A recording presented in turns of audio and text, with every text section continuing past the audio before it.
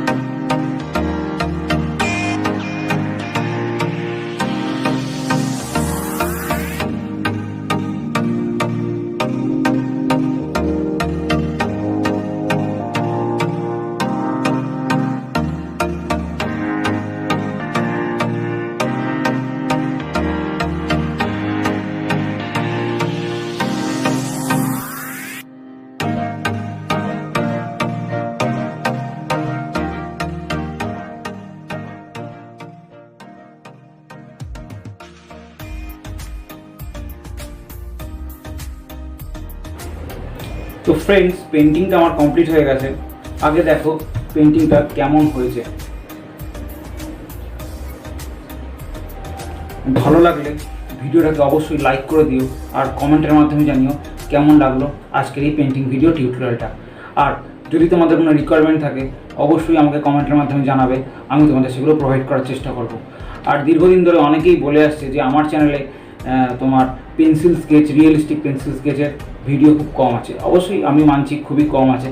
তো আমি তোমাদের সেই রিকোয়েস্টের কথা মাথায় রেখে আবার নতুন ধরনের কিছু তোমার পেন্সিল স্কেচ আনতে চলেছি চ্যানেলে। তো চলো চ্যানেলের সাথে এইভাবেই আমাকে সাপোর্ট করে যাও। আর যেসব বন্ধুরা এখন আমার চ্যানেলটাকে দেখছো অথচ চ্যানেলটাকে সাবস্ক্রাইব করোনি, সেই সব বন্ধুদের বলছি, ভিডিও দেখছো চ্যানেল সাবস্ক্রাইব করছো না, সেই সব বন্ধুদের বারবার বলছি যে তোমরা আমার চ্যানেলটাকে সাবস্ক্রাইব করে বেল নোটিফিকেশানটাকে অল করে দেবে, যাতে আগামী দিনে সমস্ত রকম পেন্টিং নোটিফিকেশানের ভিডিও সবার আগে তোমরা পেয়ে যাও। তো দেখা হচ্ছে নতুন কোনো পেন্টিং ভিডিওতে খুব শীঘ্রই। তো চলো আজকের জন্য এই পর্যন্তই, টাটা।